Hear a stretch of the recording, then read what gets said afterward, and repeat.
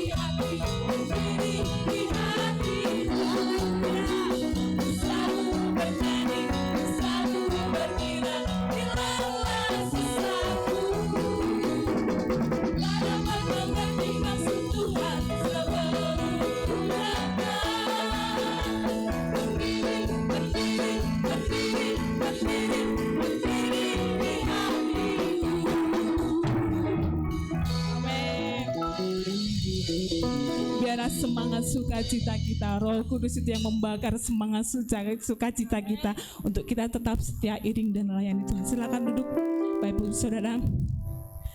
Kita akan persiapkan persembahan kita yang pertama. Pembawa kantung persembahan kami persilahkan.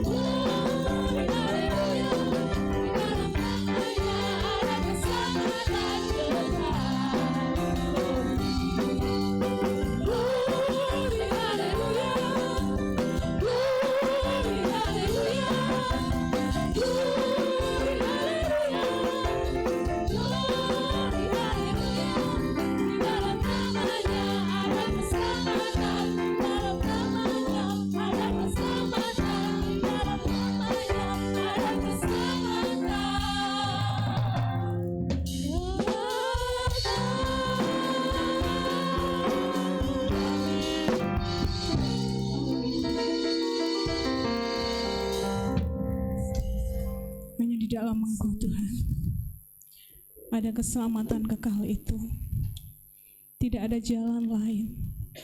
Engkau adalah satu-satunya jalan keselamatan dalam setiap hidup kami. Sebabnya kami pagi hari ini bersyukur kepada-Mu Tuhan, karena kami tahu hidup kami begitu berharga di hadapan-Mu.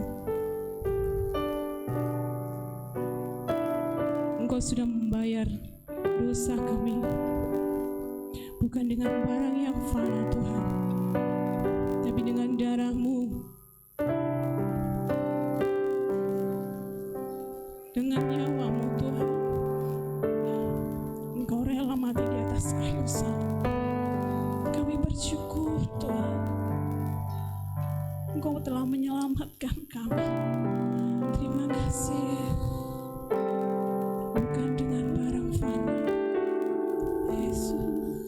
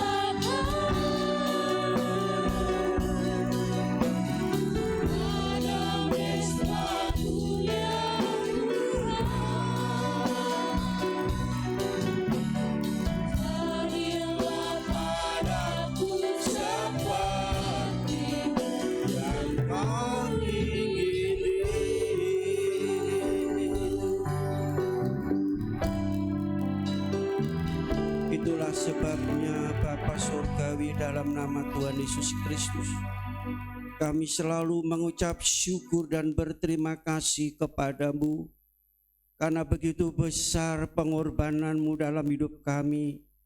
Orang yang berdosa yang seharusnya binasa menerima hukuman Tuhan, tetapi oleh karena pengorbananmu berdasarkan kasih, kami boleh diselamatkan, diampuni dosa kami, dan kami dilayakkan pada pagi untuk datang menghadap hadirat-Mu, mengerjakan keselamatan, beribadah kepada, memuji dan menyembah Engkau. Terlebih Tuhan, Engkau layakkan kami menerima kehadiran-Mu melalui firman Allah. Roh Kudus mengurapi kami semua yang hadir untuk memberikan pencerahan dan pemakan firman Allah. Roh Kudus membawa kami Tuhan untuk masuk ke dalam hadirat-Mu, masuk di dalam kehendak dan rencana-Mu Tuhan, sehingga kami bukannya melihat dan mendengar kuasa Tuhan, mujizat terjadi, tapi kami boleh mengalami pada saat pagi hari ini. Roh Kudus Tuhan Yesus menyucikan ruangan dan sekitar ruangan ini. Tidak satu pun yang mengganggu dan mengacuhkan ibadah kami. Terima kasih Bapa. Urapi hamba-Mu dan berkati firman-Mu. Kami mau terima firman Allah dengan iman di dalam nama Tuhan Yesus Kristus. Haleluya. Amin. Haleluya. Haleluya. Haleluya. Semua baik, semua sehat. Puji Tuhan. Jadilah seperti perkataan-Mu. Jadi kita mengucapkan segala sesuatu dengan iman dan terjadi dalam hidup kita. Puji Tuhan, kita telah memuji dan memuliakan Tuhan. Kita bersama-sama akan menikmati kebenaran firman Tuhan yang pagi ini terambil dari kitab Injil Yohanes pasal 16 ayat 7 sampai ayat yang ke-11, bagian yang ketiga. Bagian yang ketiga ayatnya sama, tetapi bagian yang ketiga berarti uraiannya tidak sama. Ya, mari kita baca bersama-sama ayat ini. Yang bawa Alkitab, buka Alkitab saudara. Bagi saudara yang tidak bawa Alkitab bisa membaca melalui layar LCD. Sudah siap semua? Belum ya, saya tunggu. Kalau sudah bilang amin, baru kita akan membaca. Sampai 1 jam ya tidak baca saudara. Saudara belum bilang amin. Amin. Siap? 2, 3. Namun benar yang kukatakan ini kepadamu adalah lebih berguna bagi kamu jika aku pergi. Sebab jikalau aku tidak pergi, penghibur itu tidak akan datang kepadamu. Tetapi jikalau aku pergi, aku akan mengutus dia kepadamu. Dan kalau ia datang, ia akan mengisapkan dunia akan dosa, kebenaran dan penghakiman akan dosa, karena mereka tetap tidak percaya kepadaku, akan kebenaran karena aku pergi kepada Bapa dan kamu tidak melihat aku lagi, akan penghakiman karena penguasa dunia ini telah dihukum. Haleluya. Puji Tuhan. Tema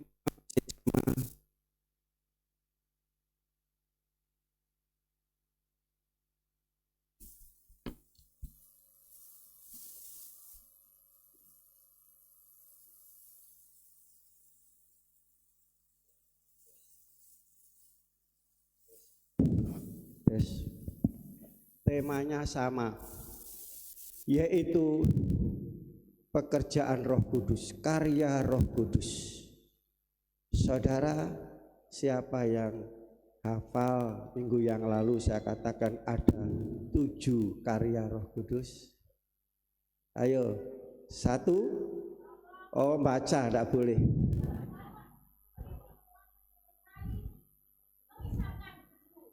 Ayo diulangi lagi. 1.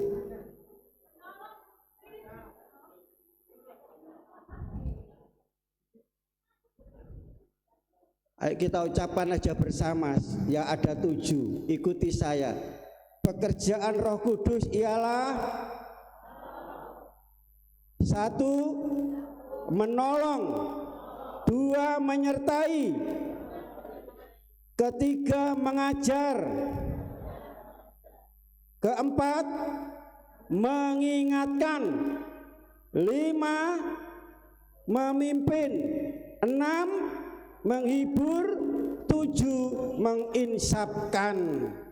Kok diam semua, ndak ada yang ngomong. Ndak mau dikerjakan Roh Kudus, saudara. Ya silakan, itu urusan saudara. Ada 7 pekerjaan Roh Kudus yang saya dapat di sini. Dikatakan bahwa Roh Kudus yaitu menginsapkan. Ya, coba 7 ini dihafal, 7 kata. Ya, sehingga saudara setiap hari saudara, oh, Roh Kudus menolong saya, ada penolong, ada yang menyertai, ada yang mengajar, memberitahu. Ono sing ngiling nolek lali, ono sing memimpin hidup kami, ndak sakarepe dhewe. Ada penghibur dalam hidup kita yang menghibur saudara dan menginsapkan. Ya, saudara kasih dalam Yesus Kristus. Ya, menginsapkan berarti menyingkapkan, disingkapkan sesuatu yang tertutup, membukakan bagi yang terselubung, selama ini terselubung. Ya, menyadarkan, kita disadarkan. Biasanya orang yang pingsan perlu disadarkan dengan cara gimana? Goyang biar kaget ya. Ada juga dikasih minyak angin. Ya, jadi itu di sini kan menyadarkan. Ya. Akan penghakiman, mengisapkan, akan penghakiman, mengisapkan, ya. Ya, minggu yang lalu telah saya sampaikan asal kata dari apa?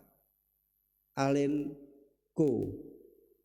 Insap, mengisapkan berarti asal kata dari insap. Oh, wis insap. Saudara bisa nyandak ya. Dulunya gimana? Oh, ndablek. Terus apa lagi? Wis insap berarti wis sadar, wis tobat. Wis tobat. Ya, dulu suka mendem, terus gak mendem lagi, insap. Ya, dulu suka ngamuk, sudah gak ngamuk lagi, insap. Saudara, ya. Dulu suka judi, sekarang insap. Berarti insap di sini adalah tobat, sadar, saudara. Ya, Roh Kudus bekerja yang pertama pada zaman Yohanes. Yohanes Pembaptis, saudara. Saudara baca dalam Lukas pasal 1 ayat 15. Yohanes Pembaptis sejak dalam kandungan yaitu dipenuhkan dengan Roh Kudus. Saudara baca dalam Alkitab, berapa orang yang sejak kandungan dipenuhkan dengan Roh Kudus? Berapa orang? Tertulis dalam Alkitab. Selain Yesus ya. Yesus memang yaitu dikandung oleh Roh Kudus. Tetapi di sini dipenuhkan dengan Roh Kudus sejak dalam kandungan, yaitu Yohanes Pembaptis. Dikatakan bahwa dia ada menjadi orang yang besar dan mengisapkan, menyadarkan banyak orang. Makanya tampil pertama Yohanes berkhotbah dalam Matius pasal 3 ayat 1 sampai 12. Dikatakan mereka tampil bukan di Bait Allah Bethlehem apa Yerusalem, bukan di kota besar, bukan di gereja, bukan di gedung yang mewah, tetapi di mana? Di padang belantara Yudea. Isi khotbahnya yang pertama apa? bertobatlah, kerajaan Allah sudah dekat. Dan saudara baca khotbah itu sangat keras, sangat tajam. Banyak orang-orang Yahudi, orang Farisi, ahli Taurat, ya, para imam-imam datang untuk apa? Untuk dibaptis, untuk bertobat. Tapi apa kata Yohanes kepada orang-orang banyak yang datang berbondong-bondong ingin dibaptis tadi?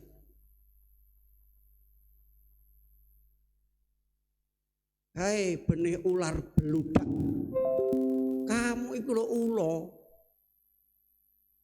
teko mau dibaptis malah diulo-ulo nih, ular kamu itu. Kalau saudara mungkin saya dari sini sudah kabur saudara, wis gak ngrungokno firman. Tetapi pada waktu itu dia tetap tidak pergi, dia tetap ada di situ mendengar firman Tuhan sampai selesai. Haleluya. Tidak tersinggung, tidak sakit hati. Ya. Dikatakan bertobat dhisik baru kamu dibaptis.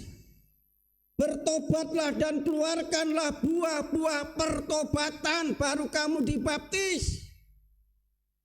Saudara, jadi Yohanes mengatakan demikian. Bukankah mereka harus mendengar pertama bertobatlah baru dibaptis, tapi dia datang untuk dibaptis tanpa pertobatan. Bertobat dan keluarkanlah buah-buah pertobatan.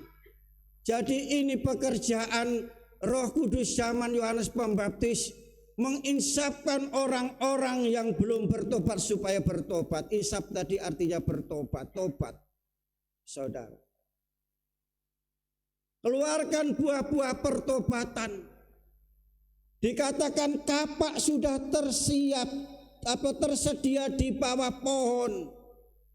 Pohon yang tidak berbuah akan ditebang, dibuak dan dibakar dalam api. Itu saudara.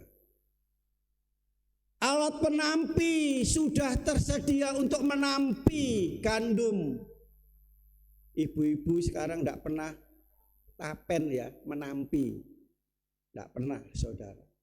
Zaman dulu di mana gandum ditampi, berarti tujuannya gandum ditampi untuk apa? Memisahkan antara yang baik dan tidak baik, yang mentes dan yang kopong. Ditampi. Saudara, alat penampi sudah. Jadi demikian pula saudara, penampi itu bisa ujian, tantangan, pencobaan, sakit penyakit, ya, di PHK, saudara, kanker, kantong kering. Bisa juga firman yang disampaikan menampi bagi mereka yang mentes, bagi mereka yang berbobot, yang berohani, yang dewasa, tidak akan kabur, terbang. Amin. Kok diem saja? Dengar firman Tuhan yang keras tidak kabur, saudara. Nah, itu khotbah pekerjaan Roh Kudus melalui Yohanes Pembaptis. Begitu keras dan tajam, tetapi mereka tidak kabur. Mereka ini memang aku orang yang dosa, orang jahat. Hidupku sudah tidak karu-karuan. Nah, perlu diinsapkan, disadarkan. Saudara, demikian pula kalau saudara insap sadar, dengar firman Tuhan apapun saudara akan terima dengan baik. Saudara, tidak pilih-pilih firman Tuhan, itu firman. Sering saya katakan bahwa di mana saya sampaikan firman ada satu tempat yang tidak senang karena firman yang saya sampaikan terlalu keras dan tajam. Karena itu yang Tuhan berikan dalam hidup kami. Dan di sini demikian pula. Dan saya selalu berdoa, Tuhan berikanlah isi hatimu. Jadi kebenaran Allah yang saya sampaikan, ya, bukan kami buat-buat. Saya tidak mau menyenangkan daging saya, daging saudara, tetapi saya menyenangkan Tuhan. Amin. Kalau Tuhan sudah disenangkan, sudah Dia akan memberikan sesuatu dalam hidup kita. Baik pagi hari ini pula. Yang kedua, saudaraku kasih, pekerjaan Roh Kudus zaman Yesus Kristus.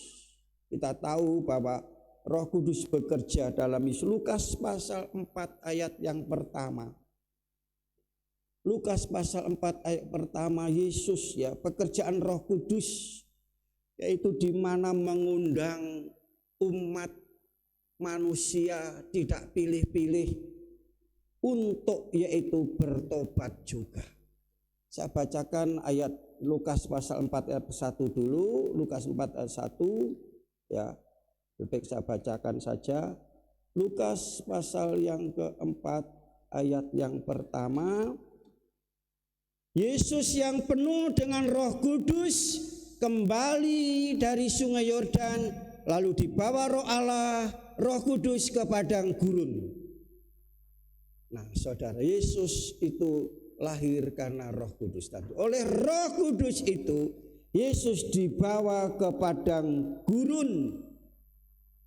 Ya, saya potong padang gurun. Tetapi Matius pasal 4 ayat yang ke-17, pertama kali Yesus tampil di depan orang banyak, apa yang Dia sampaikan, saudara? Halo? Pasal 4 ayat yang ke-17. Saya baca saja di sini. Yesus tampil di Galilea. Sejak waktu itu Yesus mengatakan,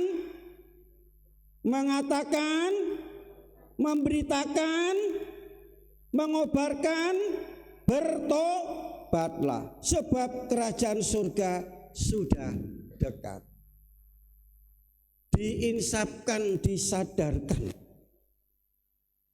saudara.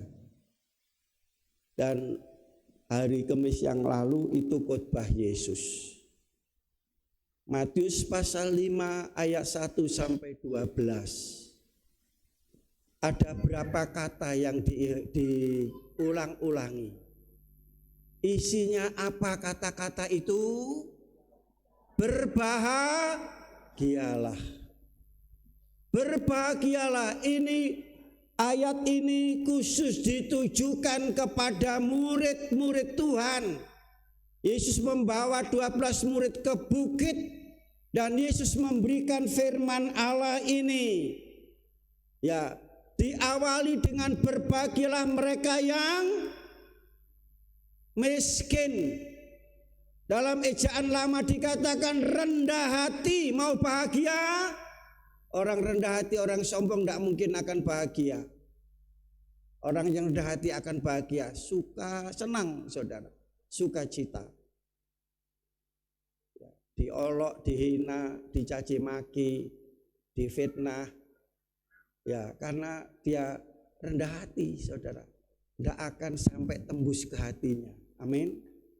Tidak mengena hatinya, makanya hatinya tetap sukacita. Tetapi orang yang sombong tersinggung sedikit, saudara, merah mukanya, merah telinganya, dan pasti marah-marah karena tersinggung hatinya, saudara. Tapi orang yang rendah hati dan diakhiri dengan kata-kata apa? Yang berbahagia apa? Menderita dan difitnah. Yang pertama bahagia orang yang rendah hati, orang yang miskin. Yang terakhir orang yang difitnahkan karena kebenaran Allah. Berbahagia. Mau berbahagia? Dilanjutkan pasal 6 dan pasal 7 tidak akan saya sampaikan, saudara. Tetapi satu saat Tuhan Yesus berkhotbah juga di hadapan orang banyak, di antara murid-murid dan orang banyak. Pasal yang ke-23 Matius, saudara. Ya. Yesus khotbahnya itu mengecam. Mengecam itu apa saudara? Tahu? Dikecam orang, dilokno orang itu. Makanya kalau saudara khotbah seperti wong ngelokno, Yesus pernah khotbah seperti itu. Siapa yang dilokno saudara? Imam, para imam, ahli Taurat, orang Farisi, orang Saduki. Khotbah itu ngelokno saudara. Isinya apa? Celakalah kamu, celakalah kamu, celakalah kamu, celaka. Seorang imam bilang kamu celaka, ahli Taurat celaka, orang Farisi celaka, orang Saduki celaka. Kenapa? Saudara, orang-orang ini munafik. Orang ini munafik, saudara. Dan saudara baca ayat itu, saya sampaikannya beberapa, saya cuplik beberapa hal saja. Di antaranya apa saudaraku kasih? Orang ini pelajarannya, pengajarannya bagus, tapi tidak sesuai dengan tingkah laku dan perbuatannya, tidak sesuai dengan kelakuannya. Omongannya apik, halus, tetapi kelakuannya kasar. Sehingga dikatakan, dengarlah pelajarannya, terimalah pelajarannya, lakukanlah pelajaran, tapi ojo tiru kelakuane sing elek. Ya saudara, dia mengajar seseorang untuk mengangkat beban begitu berat, tapi dia sendiri cuma hanya pakai jari kelingkingnya. Saudara, seperti itu. Dia tidak mau ya bersama-sama, bekerja bersama-sama. Yang parah lagi dikatakan, kubur kamu lapis dengan emas, kamu lapis, tetapi kamu membunuh para nabi-nabi. Kuburannya kamu bangun begitu bagus, kalau sekarang dikijing saudara, dengan biaya mungkin kalau sekarang ratusan juta. Tetapi kamu membunuh para nabi-nabi utusanku yang menyampaikan kebenaran Allah, engkau bunuh. Dikatakan hidupmu seperti kubur yang di luar dikapur dengan baik, putih tapi dalamnya penuh dengan tulang orang mati bangkai. Dikatakan apa? Saudara, dan ada beberapa hal lagi dikatakan ada orang mau masuk surga kamu cegat, tapi kamu sendiri tidak mau masuk ke sana. Orang mau berjalan dalam kebenaran, hidup dalam kebenaran, semangat di dalam pelayanan, dalam kamu halang-halangi, kamu patahkan, kamu bunuh semangatnya, kamu sendiri tidak mau melayani, tidak mau maju, tidak mau setia. Dikecam, dilok-lokno saudara. Ya, seperti itu. Ada orang mau setia, mau maju, dia sendiri tidak mau maju.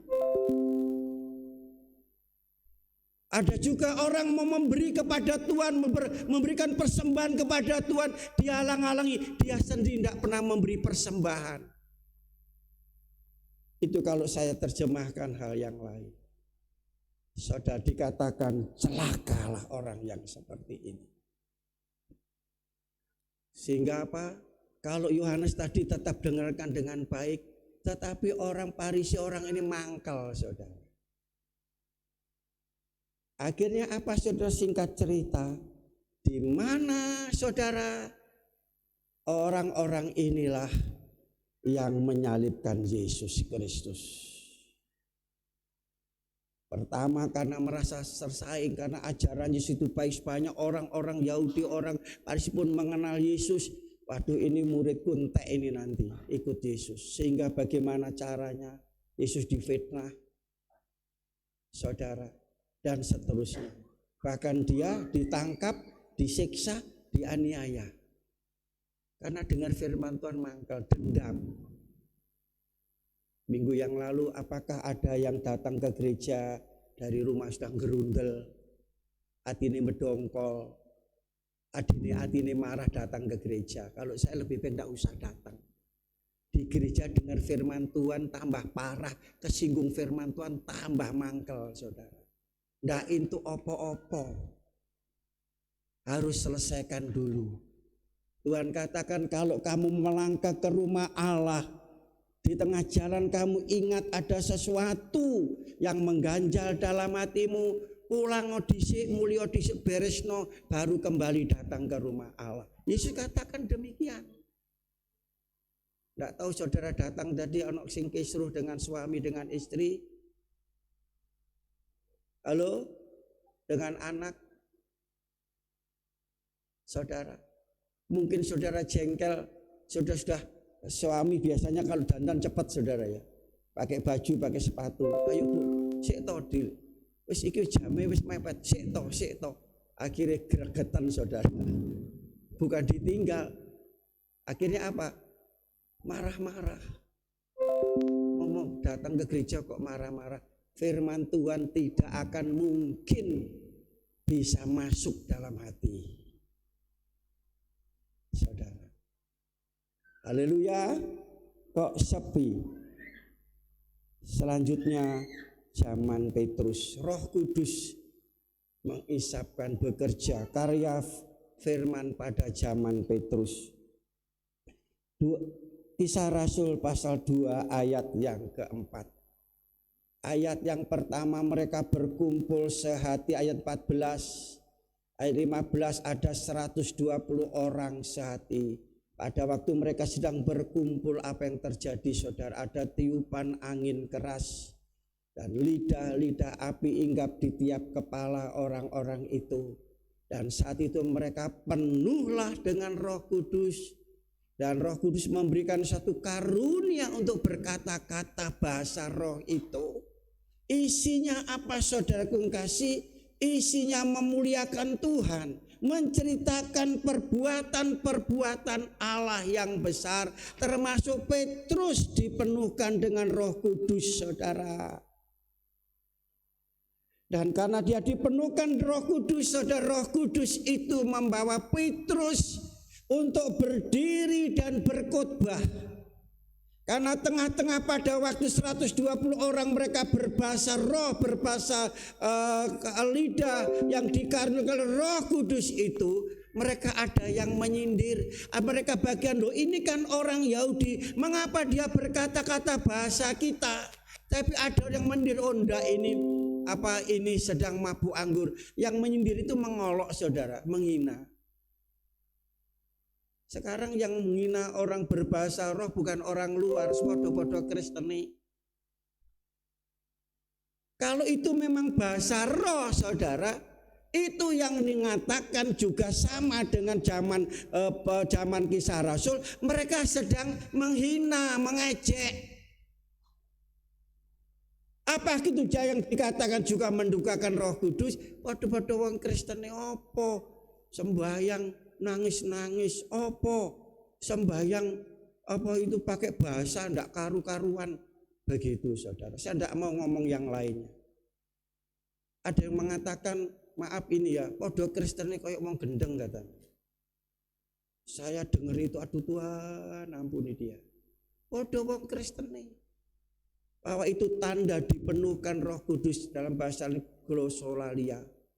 Bahasa roh itu ada dalam Alkitab. Lantas Petrus berdiri saudara. Petrus berdiri. Ya, dia berkhotbah, menyampaikan apa yang terjadi. Dia inilah penggenapan Nabi Yoel pada akhir zaman. Ya, orang-orang tua akan bermimpi, orang muda akan bernubuat. Saudara, mereka berbahas inilah, dan dikatakan dan dengan singkat bahwa pada akhir zaman Allah mencurahkan roh itu. Hujan awal dan hujan akhir dicurahkan bersama-sama. Dan hari ini ada yang mengatakan bahwa kita hidup pada zaman Pentakosta yang ketiga, katakan gitu. Ada yang ngomong begitu. Yaitu kita zaman pencurahan Roh Kudus dalam hidup kita. Petrus menjelaskan tidak seperti itu. Dan dia menjelaskan tentang apa yang diajarkan oleh Yesus Kristus. Yohanes membaptis dengan air tanda baptisan pertobatan. Tetapi Yesus membaptis dengan yaitu roh dan api. Memberikan kuasa. Yesus waktu berkhotbah menyampaikan firman Tuhan. Pada waktu ada di muka bumi, roh itu belum tercurah setelah dia telah yaitu mati, dikubur 3 malam dan dia bangkit naik ke surga, baru roh itu dicurahkan. Nah inilah terjadi. Sudah baca di dalam Kisah Rasul pasal 2 ayat 32 dan seterusnya. Setelah dia naik, dia mendapatkan yaitu pengurapan roh dan roh dicurahkan ke muka bumi ini. Itu sebabnya semua orang Israel harus tahu siapa Yesus itu adalah Tuhan. Pada waktu mereka mendengar firman, hatinya teriris, bukan mangkel, bukan tersinggung. Hatinya terenyuh, teriris-iris, dan dia katakan, apa yang kami lakukan Petrus? Apa yang kami lakukan supaya kami selamat, kami luput dari hukuman ini, dari penghakiman ini? Dikatakan bertobatlah dan dibaptis, maka engkau akan mendapatkan kasih karunia Roh Kudus. Dan saat hari itu apa saudara, orang yang mendengar firman Tuhan dan isap, berapa orang? Halo, siapa yang tahu? Berapa orang? 2 orang? 3.000 orang yang mendengar firman itu. Dia insaf, dia sadar, dan saat itu dia bertobat dan dibaptis. Haleluya. Itulah pekerjaan Roh Kudus. Pekerjaan Roh Kudus, saudara. Bagaimana saudara? Berapa tahun saudara mengenal Tuhan? Bagaimana contoh-contoh dalam zaman yaitu Yohanes Pembaptis, zaman dan zaman Rasul Petrus? Apa yang terjadi dalam hidup saudara? Tentu ada suatu perubahan dalam hidup saudara. Ya. Karya Roh Kudus membawa orang-orang bertobat dan percaya kepada Yesus. Karya pada pagi ini pada saya dan saudara, demikian pula karya Roh Kudus mengisapkan kita, membawa kita untuk bertobat. Ya. Dan supaya kita luput dari penghakiman. Untuk membawa kita kepada keselamatan, supaya kita tidak dihakimi. Amin. Haleluya, luar biasa. Selanjutnya saudara yang kasih, ya, Roh Kudus tadi dikatakan mengisapkan. Mengisapkan tentang apa? Kita baca kembali ya di dalam Yohanes pasal 16 ayat 11. Yohanes pasal 16 ayat 11. Akan penghakiman karena penguasa dunia ini telah dihukum. Tadi ada 3 contoh, sekarang ada 3 hal. Mengisapkan kepada orang kita semua yang hadir saat ini bahwa penguasa dunia, apa itu penguasa dunia? Siapa penguasa dunia itu? Telah dikalahkan. Amin. Telah dikalahkan, telah dihancurkan di mana? Di kayu salib. Sudah dikalahkan, dihancurkan di kayu salib, saudara. Pasal 12 ayat 37 kita baca 31. Yohanes pasal 12 ayat 31.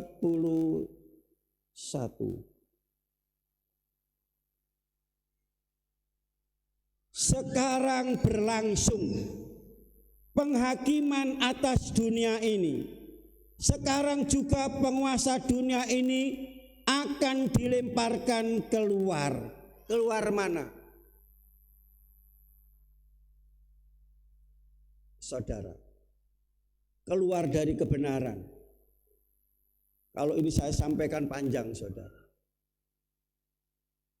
sebelum dunia ini diciptakan, ini sudah dilempar keluar dari surga.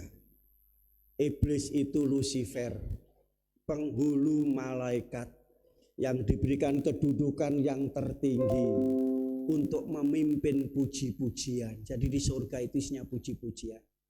Saudara kalau memuji asal-asalan, nanti di sana saudara akan pelunga-pelungu, saya katakan. Di sini kita belajar nyanyi yang sungguh, di sana isinya adalah pujian dan penyembahan. Yang memimpin adalah malaikat-malaikat. Dia mendapatkan kedudukan yang tinggi, tapi ingin menyamai yang memberikan kedudukan Tuhan. Akhirnya Tuhan bawa ke bumi ini, dilempar ke bumi. Jadi sudah dikerjakan oleh itu. Nah, iblis selalu saudara mencari kesempatan lagi. Ya, kesempatan. Tadi dalam Lukas pasal 4 tadi Yesus bawa ke padang gurun dicobai. Iblis mencobai, iblis itu mencobai. Saudara, bukan menakut-nakuti, tapi mencobai, menggoda. Banyak orang-orang tergoda, saudara. Ya, saudara kasih sampai sekarang mencari kesempatan untuk yaitu menghancurkan iman orang Kristen, kekristenan saudara. Sampai sekarang. Tetapi ingat, Yesus sudah apa? Mengalahkan. Berarti saudara kasih, kemenangan atas iblis ada di tangan ada di dalam nama Yesus. Saudara, Roh Kudus mengisapkan, memberikan pengertian bahwa iblis sudah dikalahkan. Dan iblis tidak ada yang baik. Dia tidak akan mendapatkan kemuliaan Allah surga. Adakah orang Kristen yang bersahabat dengan iblis? Ngingu tuyul, ngingu jin. Saudara, punya ilmu. Ilmu itu dari setan, saudara. Berarti bersahabat dengan setan. Ya, setan tidak akan masuk surga, tidak akan mendapatkan kerajaan surga. Ya. Dan di sini kita lihat Yesus telah mengalahkan dan menghancurkan kuasa iblis itu ada di salib Golgota.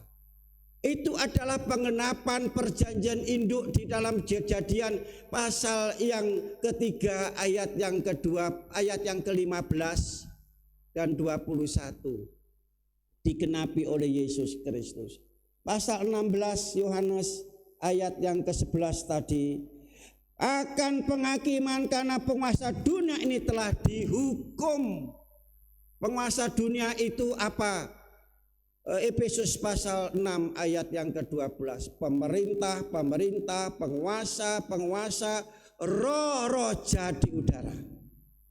Itu sudah dikalahkan oleh Yesus. Makanya saudara, untuk mengalahkan Yesus itu cukup dengan nama Yesus Kristus.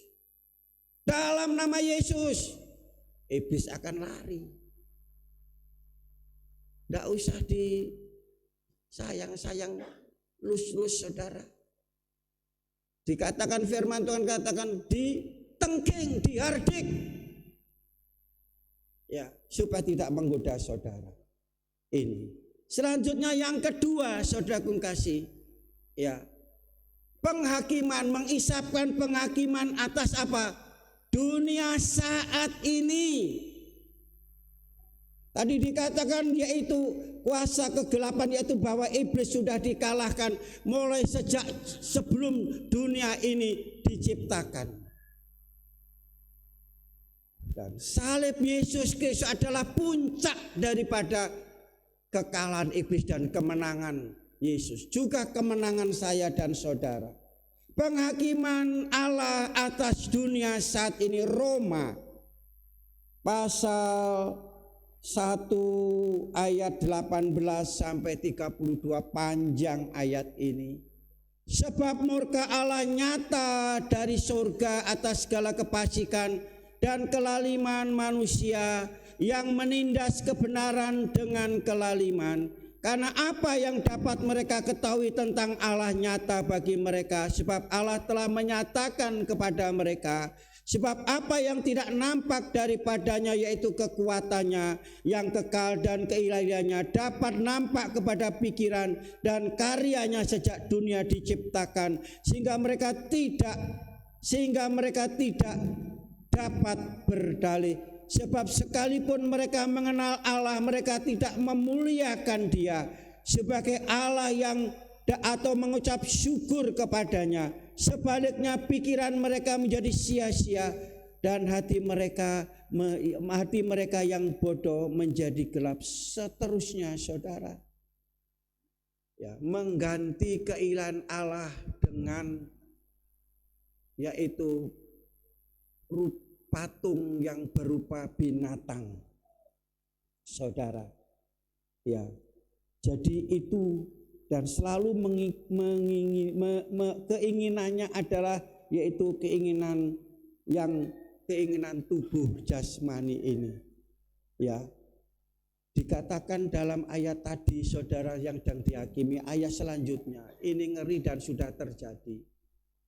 Di sini dikatakan perbuatan yang begitu mengerikan, perbuatan yang memalukan. Dalam ayat 26 dikatakan bahwa karena itu Allah menyerahkan mereka kepada hawa nafsu yang memalukan, istri-istri lesbian, suami-suami homo, dan sekarang ini ada yang sudah mengesahkan nikah sesama jenis. Kapan lalu saya dengar ya ada seorang tokoh Kristen, anaknya dinikah perempuan sama perempuan. Ini ayat ini kita sedang diinsapkan, saudara. Ini adalah dosa Sodom dan Gomora. Sudah terjadi di beberapa negara. Dikatakan bahwa Allah menyerahkan mereka kepada pikiran yang terkutuk, saudara. Ya, dikatakan rupa-rupa kejahatan terjadi hari-hari ini. Dan firman Tuhan saat ini datang pada saat karya Roh Kudus mengisapkan kita. Semua itu akan mendatangkan yaitu hukuman Allah. Dalam ayat yang terakhir saya baca 32, sebab walaupun mereka mengetahui tuntunan hukum Allah, yaitu bahwa setiap orang yang melakukan hal demikian patut dihukum mati, mereka bukan saja melakukan mereka yang melakukannya. Nah, ini dihakimi, saudara. Hari-hari ini sudah terjadi dalam hidup di dunia, baik dalam kalangan gereja orang Kristen, kalangan dunia. Nah, pagi ini mengisapkan kita semua. Yang terakhir, saudara, yaitu mengisapkan, saudara, ya, bagi seluruh umat manusia di masa depan. Ya,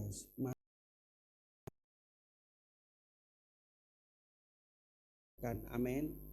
Masa sekarang ini kita lihat ini sedang akan menuju kepada penghakiman. Saudara, segera akan menuju kepada penghakiman.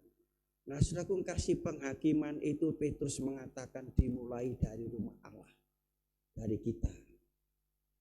Sebelum kita dihakimi, dihukum mati, saudara, mari kita insaf. Haleluya. Mari kita insaf. Mari kita mau tobat. Tidak tobat dihukum, saudara. Ini Roma katakan demikian. Sekarang di masa depan, Matius pasal 16 ayat yang ke-17. Matius 16 ayat yang ke-17.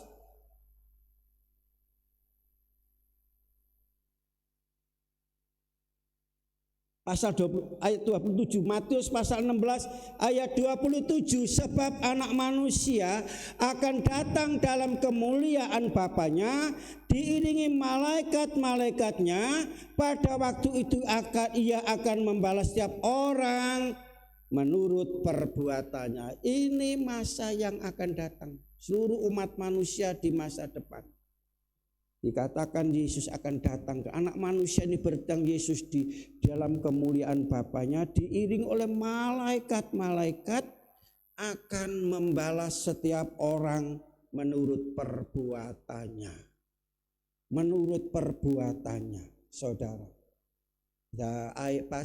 Dalam Kisah Rasul pasal 17:31, di mana saudara penghakimannya itu begitu adil. Dengan adil akan menghakimi dunia ini. Hanya Tuhan yang adil. Makanya banyak orang katakan Ratu Adil, yaitu Isa Yesus Kristus, saudara.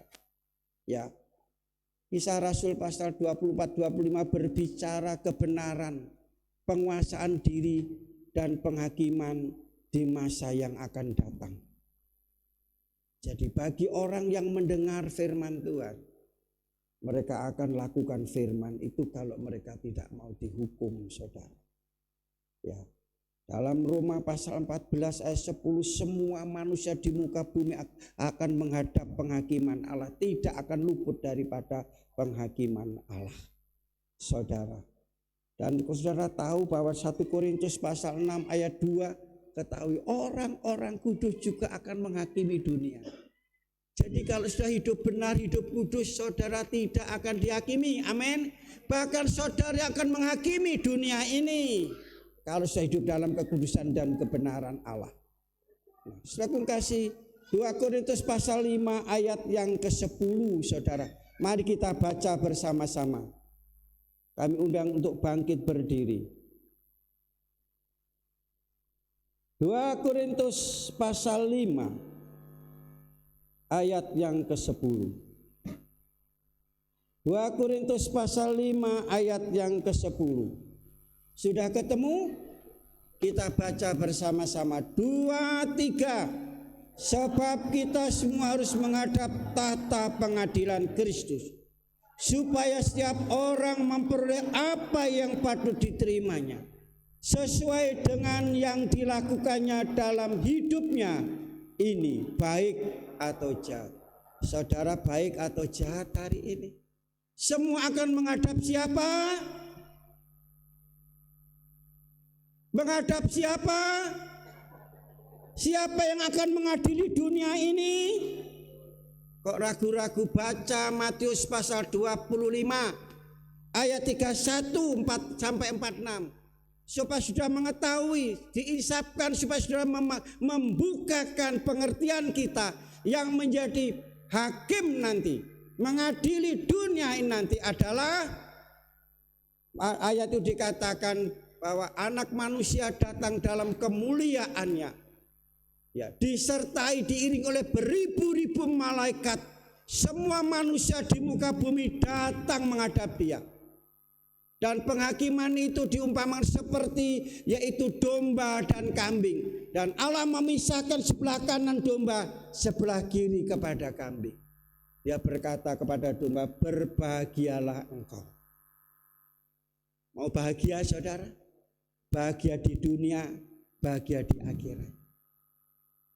Karena engkau yang berhak, yaitu masuk dalam kemuliaan. Engkau tidak akan dihakimi dan engkau tidak akan dihukum, tapi engkau masuk dalam kemuliaan bersama-sama Bapa Yesus Kristus Roh Kudus.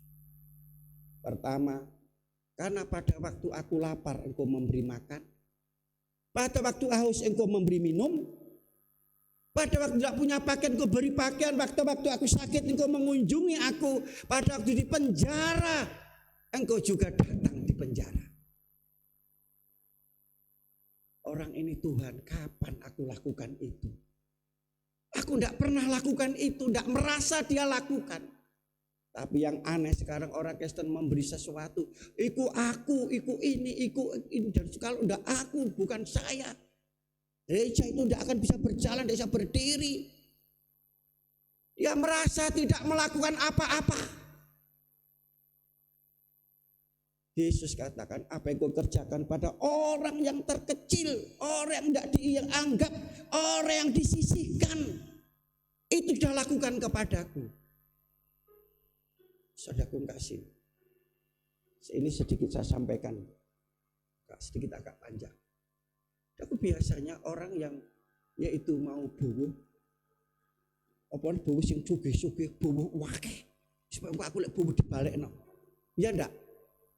Tapi ternyata bau wakeh pada waktu punya kerja enggak teko, enggak balik no. Tapi kalau sudah bunuh kepada orang yang enggak punya, wis kok sakeh, gak iso balik no kok. Halo? Ya gitu. Ojo akeh-akeh gak iso balik no kok. Padahal justru itulah yang berkenan di hadapan Tuhan.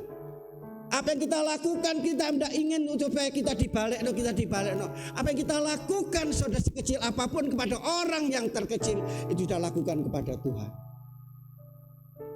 bukan kepada kelompok kambing. Mengapa harus kami mengalami seperti ini? Karena bagaimana kami bisa lakukan, kami tidak pernah ketemu Tuhan.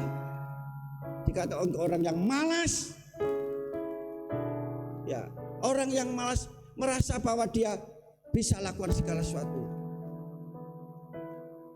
Ayat yang terakhir dikatakan tadi, orang yang tadi dikatakan berbahagia tadi sebelah kanan, masuklah dalam kemuliaan. Tapi orang kamu pemalas, masuklah di dalam kegelapan sana kertak gigi. Yesus yang menjadi pengadil hakim, saudara. Jadi mari mumpung ada masih kesempatan, ya, supaya kita tidak dihakimi menjadi hakim. Lakukan segala sesuatu, bukan pilih-pilih, bukan yaitu cari orang yang punya status yang baik, tapi firman Tuhan yang disisihkan, yang rendah, kita lakukan semua. Artinya apa? Kita melakukan segala sesuatu tanpa pikir bahwa kita mendapatkan banyak. Singer, sang leader maju ke depan. Izinkan pada sore, pada pagi hari ini, Roh Allah bekerja dan berkarya dalam hidup kita. Kita sadar, kita insaf, kita harus bertobat, kita hidup benar, hidup kudus. Waktunya sudah tidak lama lagi akan datang kali yang kedua. Jangan main-main jadi orang Kristen, jangan asal-asal. Mari kita akan lebih sungguh-sungguh lagi. Inilah karya Roh Kudus. Mengisapkan kita akan hari penghakiman, saudara. Jadi jangan sampai kita yaitu masuk dalam penghakiman, tetapi kita menjadi orang-orang yang berbahagia. Mari turut kebahagiaan Tuhan di dalam surga ya. Berkaryalah Roh Kudus dalam hidup kami, dalam keluarga kami, dalam usaha kami, Tuhan. Roh Kudus membawa kita kepada kebenaran, kekudusan. Roh Kudus membawa kita mendapatkan, menikmati mujizat Tuhan, berkat Tuhan, pertolongan Tuhan. Haleluya. Roh Kudus di sini, berkaryalah dengan kuasa-Mu. Berkaryalah Roh Kudus di sini, berkaryalah dengan kuasa-Mu.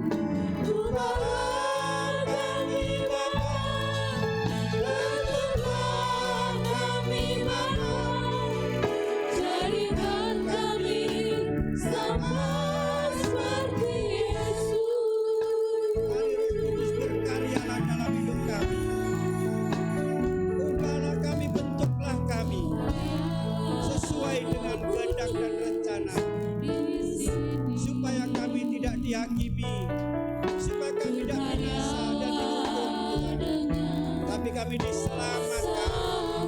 Haleluya, haleluya. Berkaryalah Roh Kudus di sini. Berkaryalah dengan kuasa-Mu.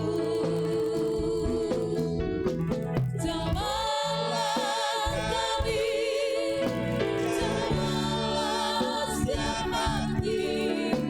Ubahlah kami jadi baru. Ubahlah kami Bapa, ubahlah kami, Jadikan kami sesuai dengan firman-Mu. Jadikan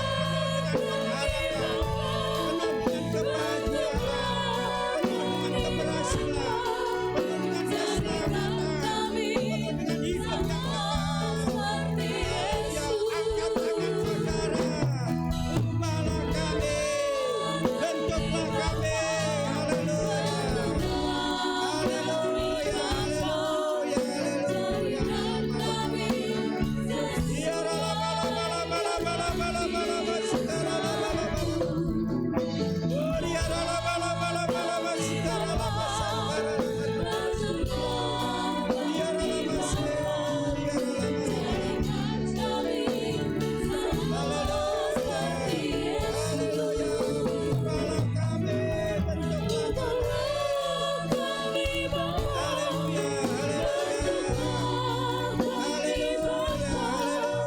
Jadikan kami sesuai dengan firman-Mu. Ubahlah kami Bapa, ubahlah kami Bapa. Jadikan kami sama seperti Yesus. Kita akan masuki perjamuan kudus. Saya bacakan firman Tuhan. 1 Korintus pasal 11 ayat 26. Sebab setiap kali kamu makan roti dan minum cawan ini, kamu memberitakan kematian Tuhan sampai Ia datang. Jadi barang siapa dengan cara tidak layak makan roti atau minum cawan Tuhan, ia berdosa terhadap tubuh dan darah Tuhan. Karena itu hendaklah tiap-tiap orang menguji dirinya sendiri, dan baru sesudah itu ia akan makan roti dan minum cawan ini. Karena barang siapa makan dan minum tanpa mengakui tubuh Tuhan, ia mendatangkan hukuman atas dirinya. Sebab itu banyak di antara kamu yang lemah, sakit, dan tidak sedikit yang meninggal. Kalau kita menguji diri kita, hukuman tidak menimpa kita. Tapi kalau kita menerima hukuman dari Tuhan, kita mendidik supaya kita tidak akan dihukum karena bersama-sama dengan dunia. Apa arti ayat ini? Setiap kita mengadakan perjamuan kudus, kita makan roti, minum cawan, anggur, itu memberitakan kematian Tuhan mulai hari ini sampai sudah datang kali yang kedua menjadi hakim tadi. Itu sebabnya perlu saya jelaskan, kalau sudah terima roti dan anggur, saudara terima dengan iman. Kalau sudah ragu-ragu, sudah tidak percaya, jangan. Ini yang pertama. Harus yakin di tubuh Yesus, harus tadi dikatakan ayat ini. Selanjutnya menguji diri sendiri. Apakah kami layak menerima tubuh dan darah ini? Tubuh yang suci, darah yang suci. Tubuh yang kudus, darah yang kudus. Yang berhak menerima harus hidup kita dikuduskan dan disucikan. Menguji diri kita sendiri. Dalam ayat tadi dikatakan, saudara, ya, baru mereka sesudah itu baru makan roti dan minum cawan ini. Barang siapa yang makan minum perjamuan kudus tidak mengakui bahwa itu tubuh Tuhan, darah Tuhan, itu tidak mendatangkan berkat dan mujizat. Yang tidak mengakui itu tubuh Tuhan, darah Tuhan, mendatangkan hukuman. Harus percaya. Tapi dikatakan maka tidak sedikit yang lemah, yang sakit maupun meninggal. Karena mereka main-main terima perjamuan kudus itu, tidak sungguh-sungguh. Tetapi bagi mereka yang percaya itu tubuh Tuhan, darah Tuhan, saat ini sudah yang lemah mendapat kekuatan ekstra, kekuatan kesehatan prima. Dikatakan tidak lagi lemah. Saudara yang sakit disembuhkan kalau sudah percaya dan mendapat suatu kehidupan yang luar biasa. Ini perlu dipahami dalam perjamuan kudus. Ubahlah kami Tuhan, bentuklah kami, sehingga kami mengerti firman Tuhan. Kita siapkan untuk menerima perjamuan kudus hari ini.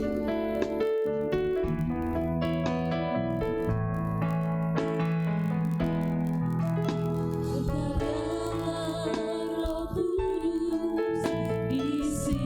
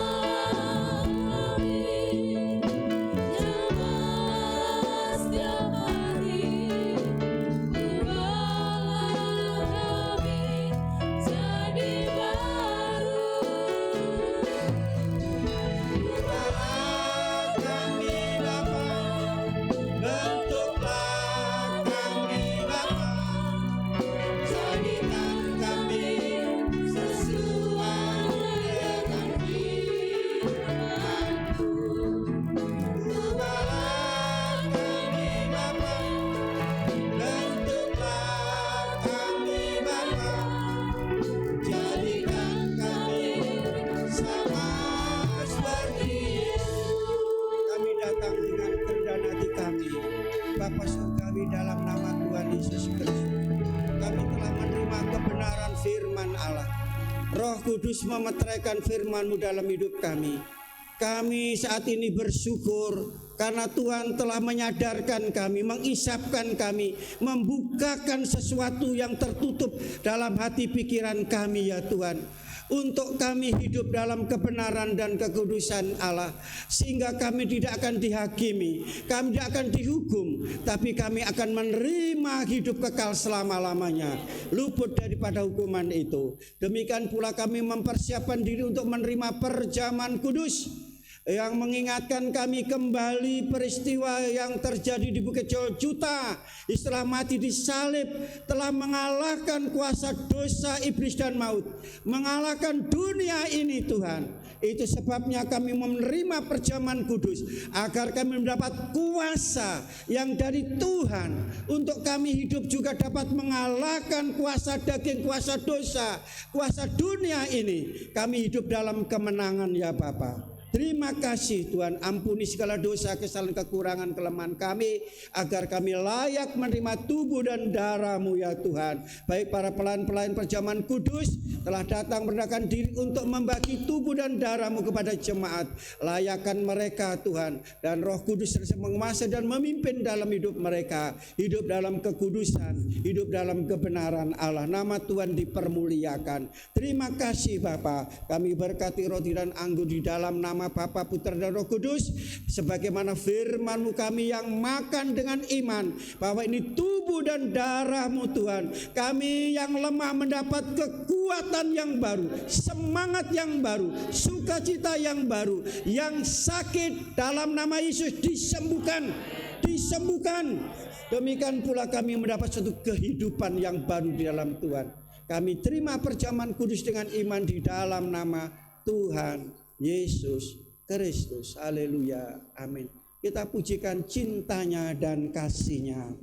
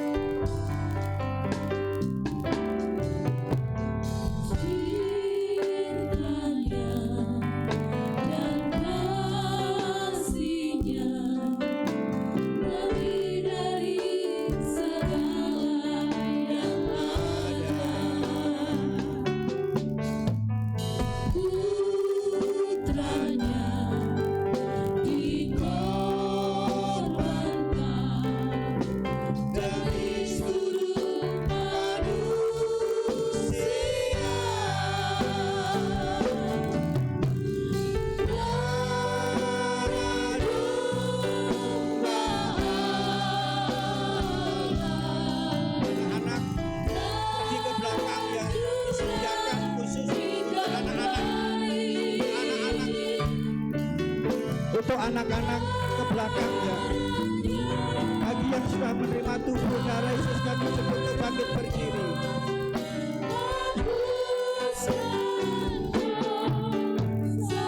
Haleluya, terima kasih Tuhan. Sungguh besar cinta Allah kasih.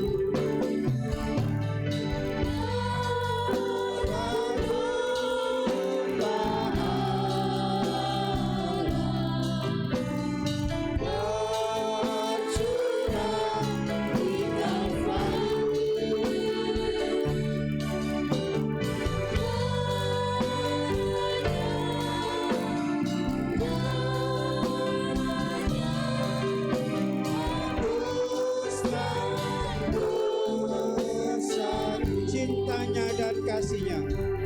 Angkat ini tubuh Yesus di tangan kanan saudara. Haleluya, inilah cintanya Tuhan yang sangat amat besar, lebih dari segala yang ada di dunia. Haleluya, cinta Tuhan Yesus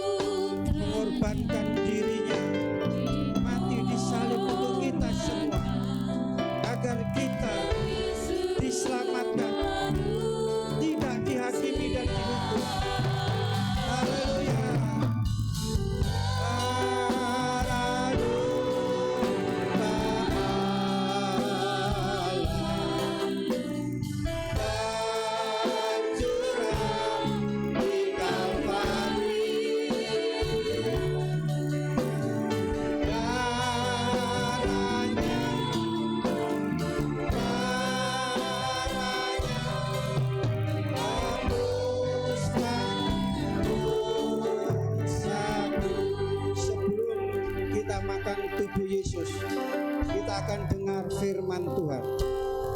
Sebab apa yang telah kuteruskan kepadamu, telah aku terima dari Tuhan, yaitu bahwa Tuhan Yesus pada malam waktu diserahkan, mengambil roti, dan sudah itu ia mengucap syukur atasnya.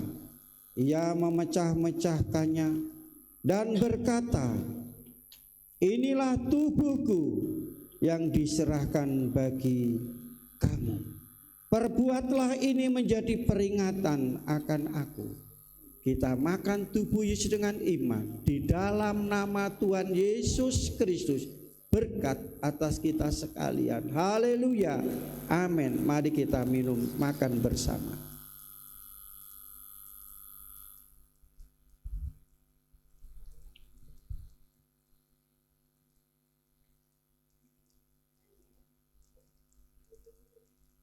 Haleluya. Angkat ini cawan di atas, tinggi-tinggi di atas kepala saudara. Sebelum kita minum darah Yesus, kita akan dengar firman Tuhan. Demikian juga ia mengambil cawan.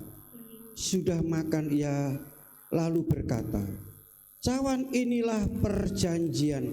Cawan ini adalah perjanjian baru yang dimeteraikan oleh darahku. Perbuatlah ini setiap kali kamu meminumnya menjadi peringatan akan aku. Kita minum darah Yesus dengan iman di dalam nama Tuhan Kristus. Berkat atas kita sekalian. Haleluya. Amin. Mari kita minum bersama.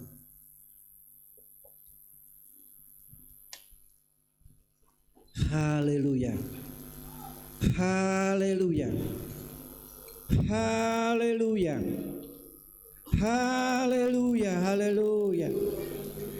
Luar biasa Engkau bagi kami Tuhan. Kasih-Mu, kemurahan dan anugerah-Mu bagi kami. Terima kasih kalau kami ada sampai hari ini. Kami masih bernapas hari ini, kami hidup hari ini Tuhan. Oh, luar biasa Engkau bagi kami Tuhan, pemeliharaan pertolongan-Mu. Terima kasih Tuhan, terima kasih. Haleluya, haleluya, haleluya, haleluya.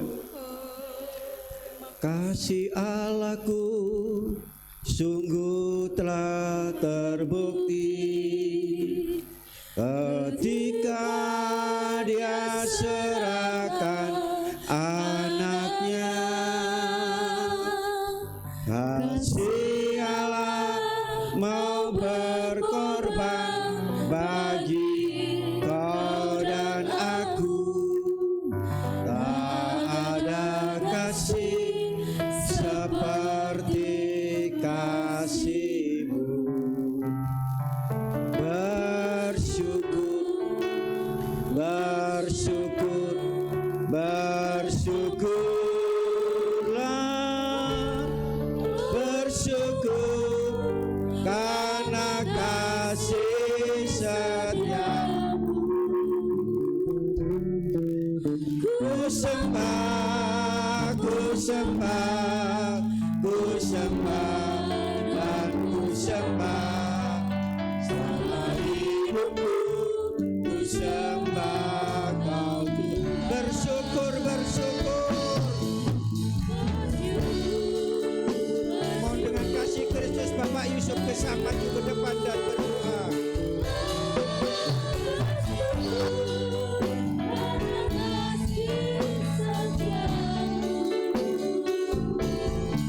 Ku sembah, ku sembah, Ku sembah dan ku sembah selama hidupku. Ku sembah Kau Tuhan.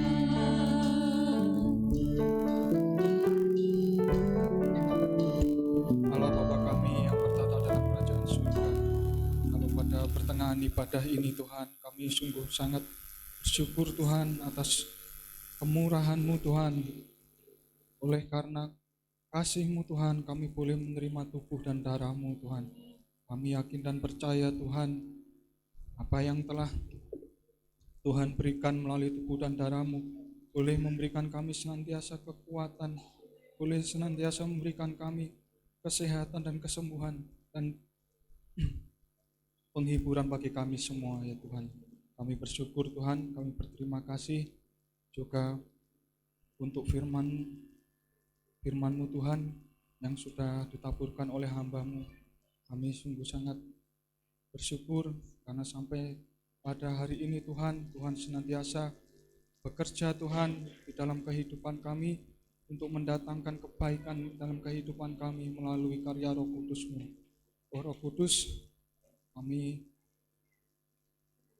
mohon kiranya Engkau senantiasa memimpin, menolong dalam kehidupan kami, untuk kami senantiasa hidup benar, untuk kami senantiasa hidup takut akan Tuhan ya Bapa. Terima kasih Yesus, terima kasih Roh Kudus. Engkau berkati Tuhan Bapak Gembala yang sudah menyampaikan firman-Mu, berkati dengan kekuatan kesehatan dan hikmat yang begitu luar biasa untuk senantiasa melayani Engkau. Terima kasih Bapa, terima kasih Tuhan. Inilah yang menjadi doa kami peralaskan hanya di dalam nama Tuhan Yesus Kristus. Haleluya, amin. Amin. Bapak Ibu silakan duduk. Kita akan mempersiapkan persembahan kita yang kedua. Pelayan pembawa kantong persembahan kami persilahkan.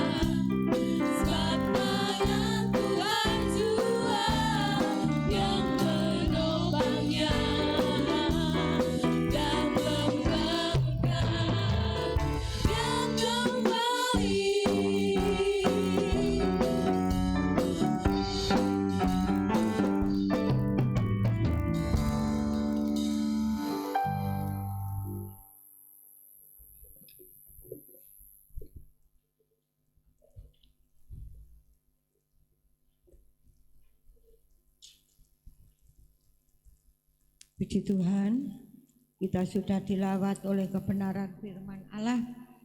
Kita boleh diingatkan melalui kuasa Roh Kudus. Dan Roh Kudus ini Bapak Ibu Saudara izinkan bekerja dalam hidup kita, supaya pada akhirnya kita tidak terhakimi, tapi kita menghakimi. Amin.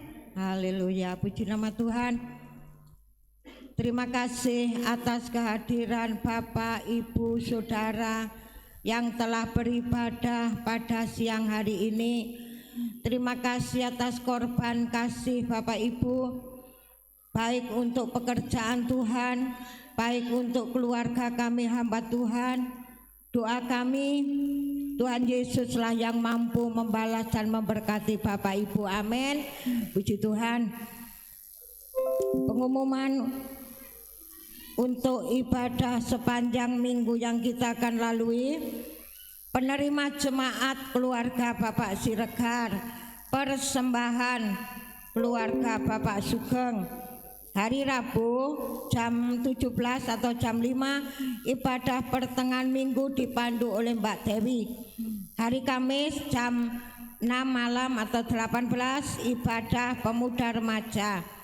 Hari Jumat jam 16 ibadah di Tumapel. Jam 17 hari Jumat dengar ibadah wanita. Mohon wanita-wanita hosana maju. Amin. Haleluya. Jumat besok bangkit dan semangat. Haleluya. Hari Sabtu. Nah, hari Sabtu ini biasanya ada doa puasa. Doa di sini jam 10, tapi Sabtu ini doa jam 10 dipending. Karena kami hamba-hamba Tuhan sewilayah doa puasa ada di yaitu Mojosari, GPDI Mojosari. Jadi biasa yang datang hari Sabtu pagi Budui mboten nggih, dipending doa teng griya ya Mbak. Nah, yang puasa tetap puasa jam 18 Sabtu jam 6 malam tetap ada doa pelayan Tuhan. Hari Minggu jam 7 sekolah minggu, jam 9 umum.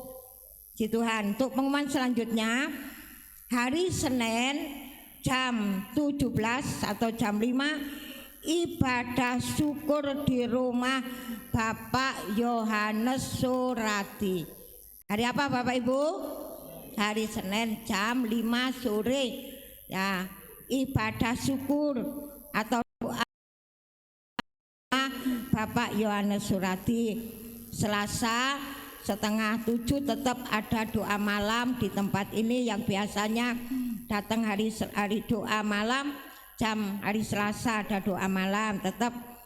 Untuk mengisi pujian minggu depan kaum wanita, saya mohon kaum wanita nanti tinggal sebentar untuk kita latihan untuk minggu depan. Kemudian di belakang ada basar somai bumbu kacang, satu bungkus atau soto tepak harga 7.000 ya. Jadi di belakang nanti ada untuk yaitu fiktif khas wanita ya. Demikian pengumuman yang kita akan jalankan sepanjang minggu. Puji Tuhan, di tengah-tengah kita juga ada jiwa yang baru datang, yaitu Kakak Tiur Situmorang. Saya mohon untuk berdiri. Di mana? Nah, puji Tuhan ya. Nah, kita punya teman baru. Puji Tuhan, terima kasih atas kehadirannya. Tempatnya di perumahan Dede Vale,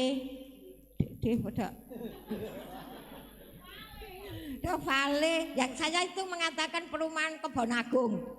Ya, sebelahnya Perias itu loh ya, jalan.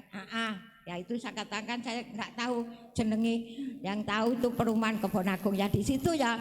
Bapak Ibu, saudara-saudara, ya kita punya ya keluarga baru. Tuhan kita akan doakan supaya Tuhan tolong. Puji nama Tuhan. Puji nama Tuhan. Demikian pengumuman ibadah sepanjang minggu yang kita lalui.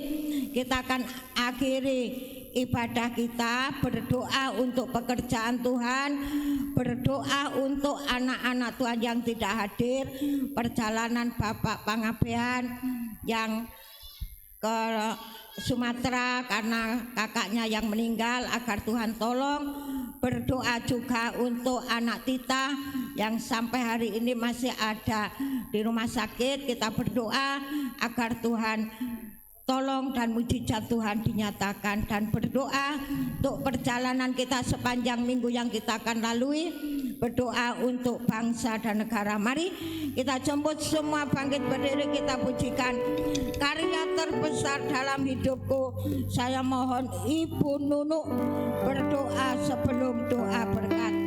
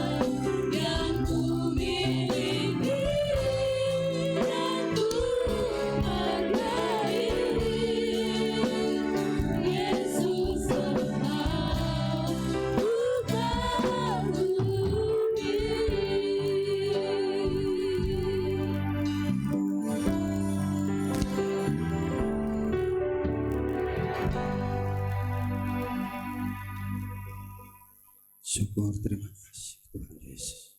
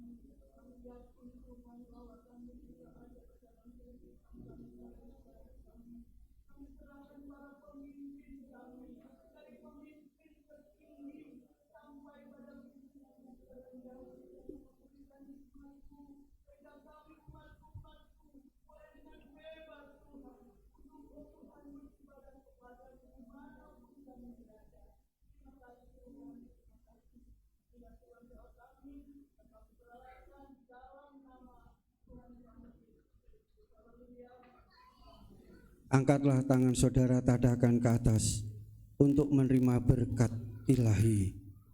Tuhan memberkati engkau dan melindungi engkau. Tuhan menyinari engkau dengan wajah-Nya dan memberi engkau kasih karunia. Tuhan menghadapkan wajah-Nya kepadamu dan memberi engkau damai sejahtera. Jika engkau baik-baik mendengarkan suara Tuhan Allahmu dan melakukan dengan setia segala perintah-Nya yang kusampaikan kepadamu pada hari ini, maka Tuhan Allahmu akan mengangkat engkau di atas segala bangsa di bumi. Segala berkat ini akan datang kepadamu dan menjadi bagianmu. Itu sebabnya jemaat yang dikasihi oleh Tuhan Yesus, pulanglah ke tempat masing-masing. Terimalah terlebih dahulu segala berkat, rahmat, anugerah, damai sejahtera daripada Allah Bapa, cinta, kasih sayang, kasih karunia, kemurahan Tuhan Yesus Kristus, persekutuan urapan Allah Roh Kudus turun dengan limpahnya memberkati saudara mulai siang hari ini sampai Maranatha Tuhan datang kali yang kedua, menjemput, membawa masuk dalam surga yang mulia. Di dalam nama Tuhan Yesus Kristus hamba berdoa dan mengucap syukur, yang diberkati Tuhan sama-sama katakan, Bapa terima kasih, Bapa terima kasih, Bapa di dalam surga, syukur terima kasih, amin. Terima kasih, selamat pulang, Tuhan Yesus memberkati. Untuk ibu-ibu kaum wanita, mohon tinggal sebentar, kita akan mengadakan latihan untuk persiapan minggu depan. Selamat pulang, Tuhan Yesus memberkati. Haleluya. Jangan lupa Basar, Slopai Kacang